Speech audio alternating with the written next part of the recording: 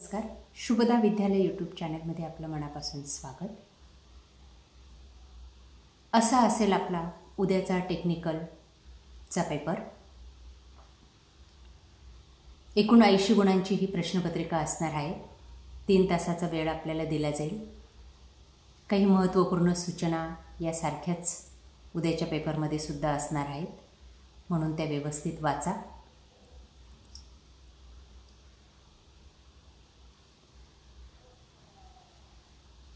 त्यानंतर प्रश्न पहिला हा, रिकाम्या जागी योग्य पर्याय निवडून विधाने पुन्हा लिहा, यासाठी असेल 5 गुणांचा. बघा, त्यात विचारलेली पहिली गाळलेली जागा, गिझरचे इनर कंटेनर हे कॉपरपासून बनवितात. बघा, या ठिकाणी गाळलेली जागा लिहित असताना सूचना व्यवस्थित वाचा. रिकाम्या जागी योग्य पर्याय निवडून विधाने पुन्हा लिहा. ही जी काही 5 विधानं आहेत, ती 5 विधानं आपल्याला पुन्हा लिहायची आहेत उत्तरासहित. फक्त उत्तर लिहू नका. ब, कार्बन फिलामेंट लॅम्पमध्ये फिलामेंटसाठी कार्बन तारेचा वापर केलेला असतो. 3, बॅटरीमधील ॲसिडची घनता हायड्रोमीटरच्या सहाय्याने तपासतात. 4, सोलर सेल फोटोव्होल्ट या तत्वावर कार्य करते.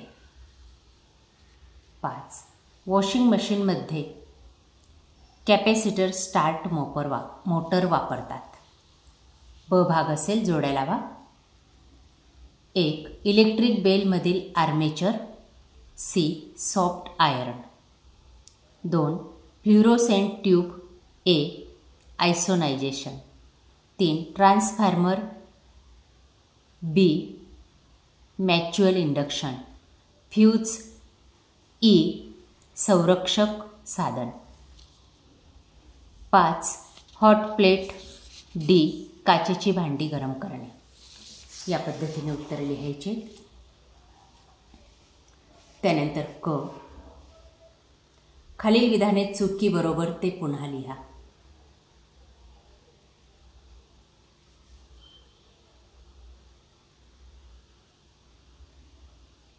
1, विद्युत गिझरचा वीज पुरवठा चालू केल्यानंतर गरम पाणी इनलेट पाईपमधून आत जाते. चूक.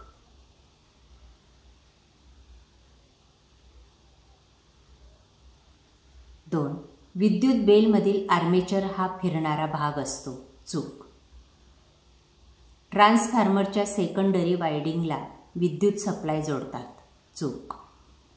ब्रिज रेक्टिफायरमध्ये स्टेप डाऊन ट्रान्सफॉर्मर वापरतात. बरोबर. कन्सिल्ड वायरिंग भिंतीवर करतात. चूक. या पद्धतीने 5 गाळले चुकीबरोबर आपल्याला विधानं शोधायची आहेत आणि लिहायचे.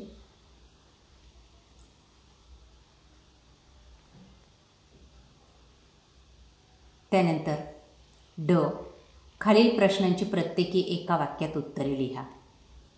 1, सोलर पॅनलमधील चार्ज कंट्रोलचे कार्य लिहा. आउटपुट व्होल्टेज स्थिर ठेवणे हे त्याचं कार्य झालं. दुसरं, सेकंडरी बॅटरीमध्ये कोणकोणते घटक वापरले जातात? सल्फ्युरिक ॲसिड, शिसे, धातूच्या प्लेट्स.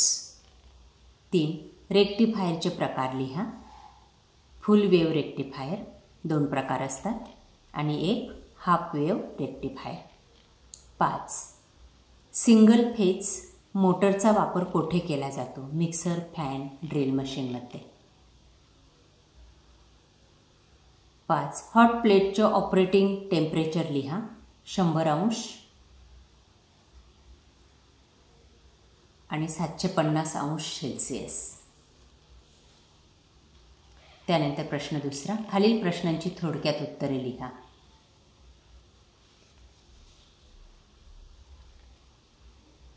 1, विद्युत गिझर चालू न होण्याची कारणे लिहा.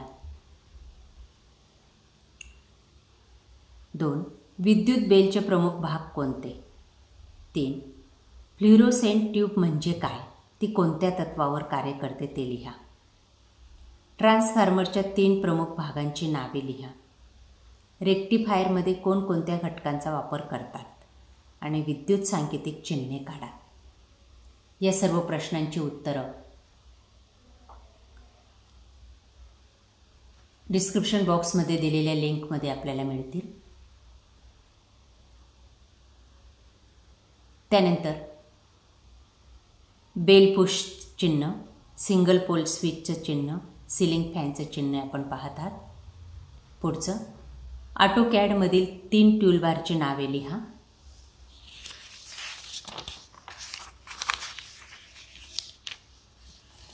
त्यानंतर तिसरं थोडक्यात उत्तरे लिहा खालील प्रश्नांची. 1. ट्रान्सफॉर्मरची कार्यपद्धती दर्शविणारे नामनिर्देशक आकृती काढा. बॅटरी म्हणजे काय ते सांगून मुख्य प्रकार लिहा. युनिव्हर्सल मोटरची रचना दर्शविणारी नामनिर्देशित आकृती काढा.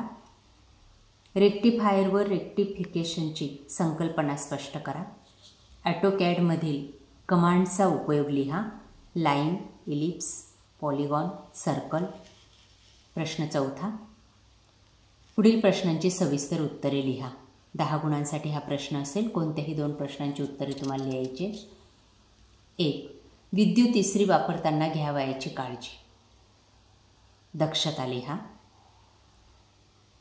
2. खालील आकृतीत दाखविलेला षटकोन काढण्यासाठी दिलेली आज्ञावली पूर्ण करा.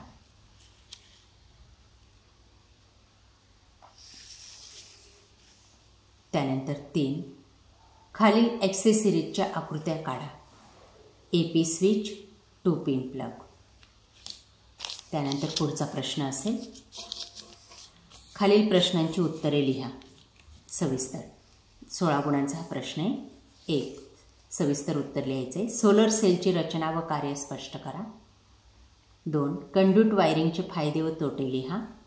3. हॉट प्लेटची आकृती काढून त्याबद्दल सविस्तर माहिती लिहा. पुढचा प्रश्न. खालील पैकी कोणताही एक उपप्रश्न सोडवा. 10 मार्कांसाठी. 1. तुल्य प्रतिमा देखाव्यावरून देखावे काढायचे. तृतीय काटकोन प्रक्षेपेचा वापर करायचा आहे.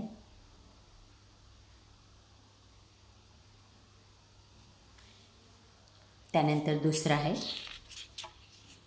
लंबजन्य प्रक्षेप देखाव्यावरून तुल्य प्रतिमा देखावा काढायचा आहे. O हा आरंभ बिंदू. या ठिकाणी आकृती दिली बघा. अशी आकृती आपल्याला या ठिकाणी दिलेल्या पुरवणी पेपरवर काढायची आहे.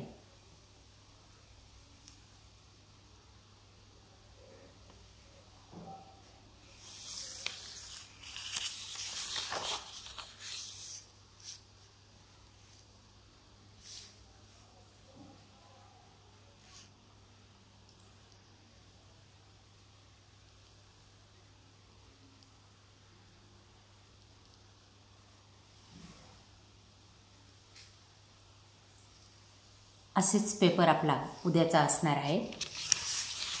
उद्याच्या पेपरसाठी आपल्याला शुभेच्छा.